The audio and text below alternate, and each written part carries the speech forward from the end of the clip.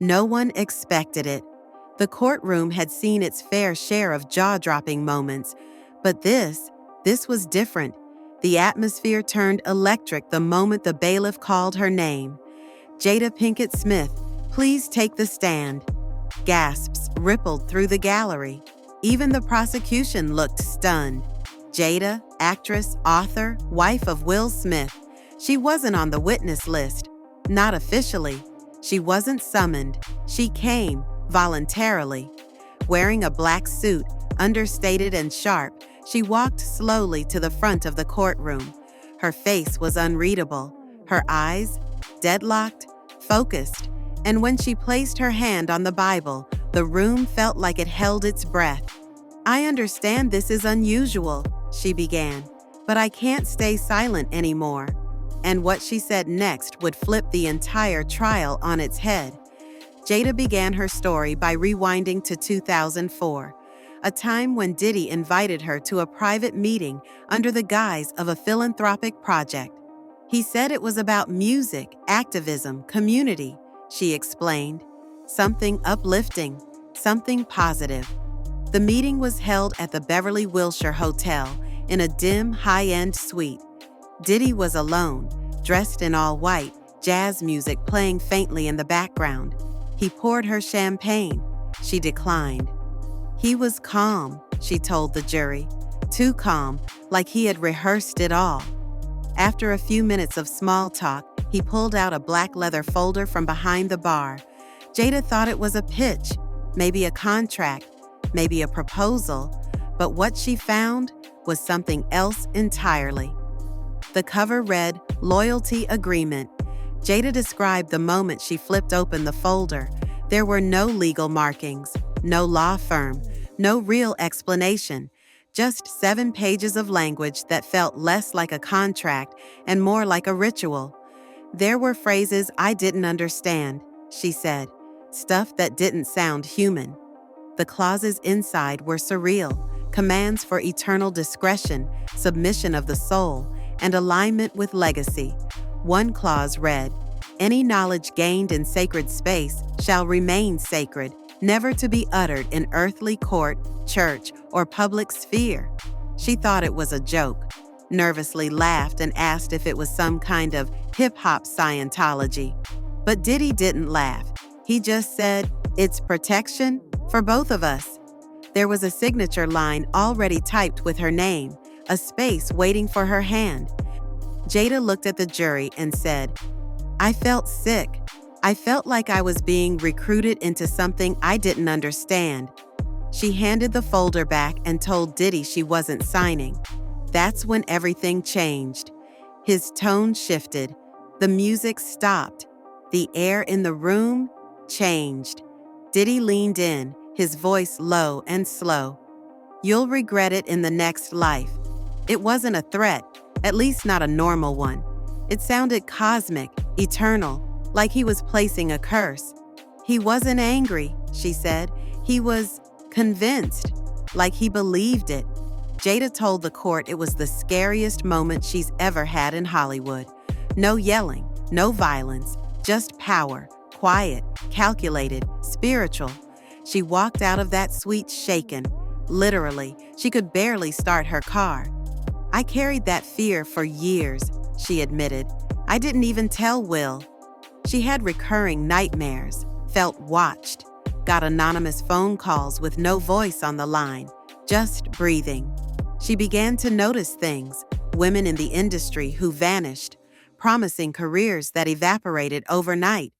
There was a pattern, a silence, a shared shadow. Certain phrases started to stand out. "Upstairs room," "midnight circle," "bring your aura," coded language, signs. And over time she realized, I had barely escaped.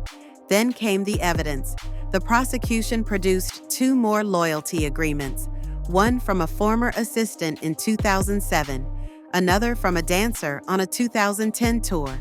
Different people, same themes, same creepy language, silence, obedience, legacy, sacrifice, submission. Each contract mentioned silence beyond death. And worse, all 3 documents had the same bizarre symbol, an eye inside a circle. A forensic handwriting expert took the stand. The markings? Consistent with Diddy's writing. When asked if she recognized the symbol, Jada said simply, he called it the Watcher, said it would protect him and punish betrayal. The courtroom was shaken. One person fainted and had to be removed. As Jada spoke, all eyes drifted to Diddy. At first, he was cold, still, stoic. But as she quoted him, word for word, his expression cracked. When she said, "You always told me I'd regret saying no," Diddy flinched. He leaned forward, rubbed his temples, scribbled something furiously on a notepad. His defense team asked for her testimony to be stricken. The judge refused. If her experience aligns with others, the judge ruled, it shows a pattern. And the pattern was undeniable. Outside the courthouse, Jada's testimony ignited a wildfire. Headlines exploded. Jada breaks silence. Inside Diddy's dark pact, you'll regret it in the next life. Celebrities began tweeting cryptic emojis. Some unfollowed Diddy. Others posted vague messages like, "The truth always wins." Behind the scenes, streaming services began removing playlists. Fashion brands pulled old campaigns. Subpoenas were rumored. And Jada, she didn't do interviews, didn't follow up. She said what she needed to say, one source told reporters, and now she's letting it echo. But that echo? It was cracking walls. In one last shocking reveal, a journalist uncovered a private lunch from 2016. Jada, Beyoncé, Solange, and two other powerful women in music. No press, no photos, just conversation. And one warning, if Diddy or anyone close to him approaches you with something spiritual, loyalty-based, or legacy-related, run. When Beyoncé asked why, Jada allegedly said, "Because he doesn't ask for consent, he demands control." And with those words, the courtroom fell silent once again. As Jada stepped down from the witness stand, she turned to Diddy just once and said, "You told me I'd regret saying no. But look around, you're the one on trial, not me." The moment felt bigger than testimony, bigger than scandal. It felt like history was being rewritten, one whispered truth at a time. What Jada didn't reveal in court, but was later confirmed by sources close to the investigation, was that she wasn't the only one who'd been quietly warning others.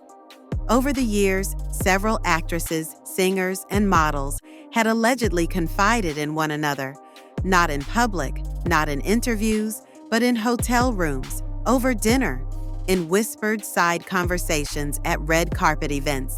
Some said they were handed documents too. Others said they were simply offered opportunities wrapped in spiritual language. All described the same eerie feeling. They always made it sound like a blessing, one source revealed, but it felt like a trap. A rising R&B artist reportedly vanished from the spotlight after refusing Diddy's invitation. Another, a model who was once the face of a global brand, went silent after mentioning the folder. The more investigators dug, the more they realized this wasn't isolated. It was systemic. At the heart of all three loyalty agreements was one phrase that now sends chills: the mission of legacy. What that mission is, no one fully knows, but it's referenced multiple times across the documents, alongside phrases like selection, ritual, and rebirth. One cult expert interviewed on national television said the documents bore a disturbing resemblance to spiritual cult doctrines. They use cosmic language to intimidate, not enlighten, she explained. They create the illusion of higher purpose to mask coercion. The Watcher symbol is also under review. A forensic symbologist, yes, that's a real field, called it a clear attempt to mimic esoteric and occult traditions. Was this really about legacy or control? Power cloaked in mysticism. As the dust settled from Jada's testimony, one thing became clear: this wasn't the end. It was just the beginning. The district attorney's office has now confirmed that at least 4 more individuals have come forward, reportedly sharing stories that match Jada's down to the exact phrasing. Investigators are now reopening cold cases, subpoenas are being expanded, and behind the scenes, producers, executives, label heads, managers, they're scrambling. The entertainment world isn't just watching this trial, it's bracing for a reckoning.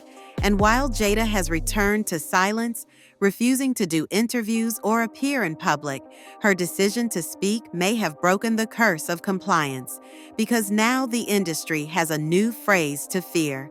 You'll regret it in the next life, not as a threat, but as a reminder that silence won't save them anymore.